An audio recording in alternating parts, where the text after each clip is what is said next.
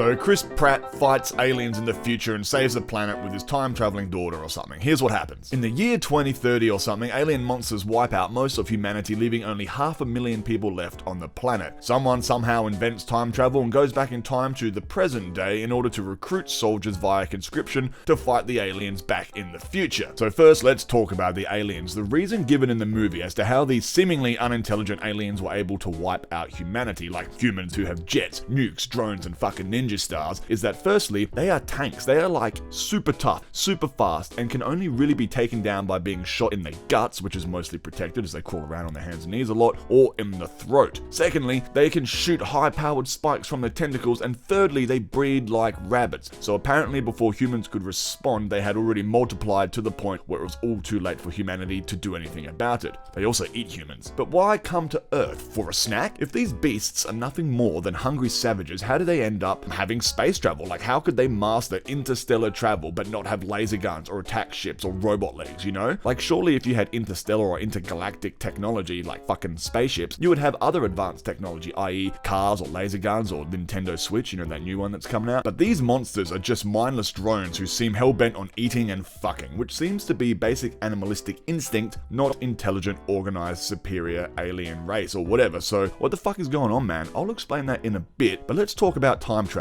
Anyone who's been following me for a while or following this channel knows that I typically hate time travel movies in general, as they are often riddled with paradox and overly convoluted plot points that seemingly serve no purpose but to deliberately attempt to confuse the audience in a desperate attempt to make their crappy movie appear more clever than it actually is. You're not clever, Interstellar, you're just fucking busy. I've done a few videos on this, check them out. In The Tomorrow War, however, at least they try to avoid paradox with some exposition. It's wish-washy exposition, but hey, it's an attempt at exposition at least. You see, if we have time travel, why not just go back to when the aliens are sitting on the shitter and wipe them out while they're taking a crap? Like, why not go back to the point where they first arrive and nuke the shit out of them before they get a chance to multiply? Or, you know, Groundhog Day it or Edge of Tomorrow, just repeat the same battle over and over again until you get it right, like a video game. So in the movie, they explain this away by saying they can only travel between 2 points in time which are progressing through time at the same pace. So if in the future it's been 7 days, when you come back to the past, it will also be 7 days later from when you originally left. It's not explained how the time travel works, it also looks stupid, nor how it was invented in the first place, but this little plot point at least eliminates the classic plot hole of why not just go back in time and shoot them when they're not looking or whatever. So a bonus point for the attempt, even though it's kind of stupid. So the government has done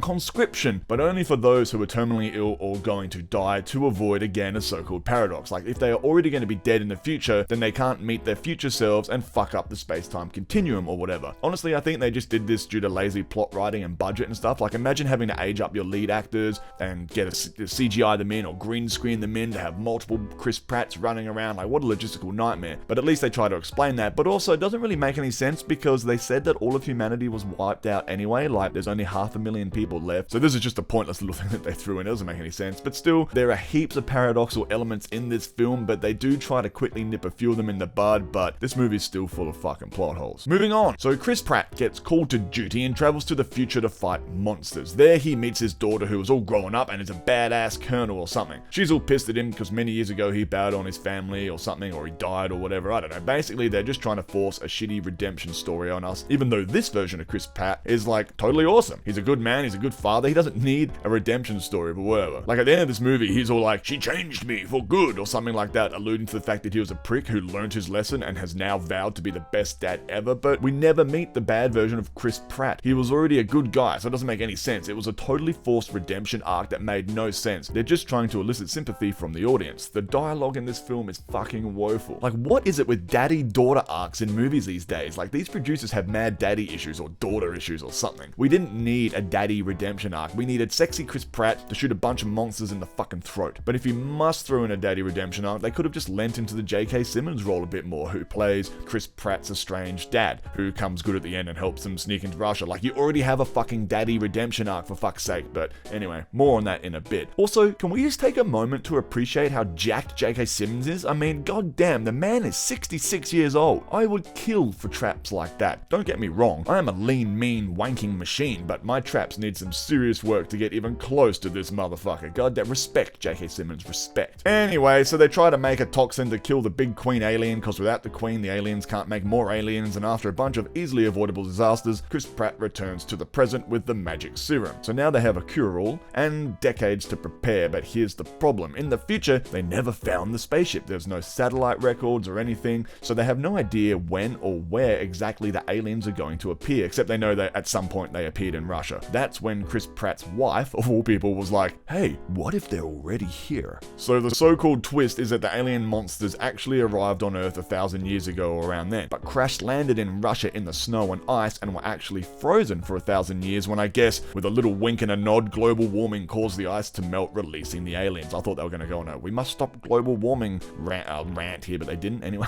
They try to go to the government, but the government's all like, nah. So they contact Chris Pratt's criminal dad, who smuggles them into Russia, and they find the frozen alien ship using the help of this school kid who is really into volcanoes or something. Not sure why they thought a grade school kid would be more use to them than, say, I don't know, a volcanologist or a seismologist or a geologist or any fucking scientist on Earth. But hey, it worked. And now here they are. With evidence, i.e. the ship and the cure-all, the toxin, instead of now contacting the government, they instead risk it all to kill the aliens. And they do, but whatever, they appear to have won. Now, just touching back on my previous point of how come if the aliens have mastered space travel, why don't they have advanced technology? And this is because the monsters that we see in the film are not intelligent per se. They were actually the cargo of this other alien race who seemed to have died on impact. So these advanced alien species were transporting the monsters for whatever reason, like food or their weapons. They crashed on Earth 1,000 years ago and died, leaving the monsters frozen in stasis, trapped in the ice. Trapped that was until the ice melted due to climate change or something, freeing them from their icy tomb, thus commencing the Great Tomorrow War. But yeah, they blow them up, and using the power of an epic father and son combo, Chris Pratt and J.K. Simmons save the planet, and that's the end of this terrible movie. Hey, thanks for watching. What did you think of the Tomorrow War? I thought it was pretty shit. But anyway, that's just my opinion. Leave a comment and let's get a friendly discussion going. Also, right before I started making this video, I broke my fucking hand, acting like a dickhead as I usually do, which means I had to type all this shit up, record using my left hand, edit it all with my left hand. I had to have a wank with my left hand. I had to try to wipe my ass with my left hand. You have no idea how difficult that is. So for the effort, I think I at the very least deserve a like, maybe even a subscribe. So if you like this video, click like, share it around. All that YouTube crap that everyone desperately begs for is what I'm desperately begging for right now. Thanks guys, I love you, bye!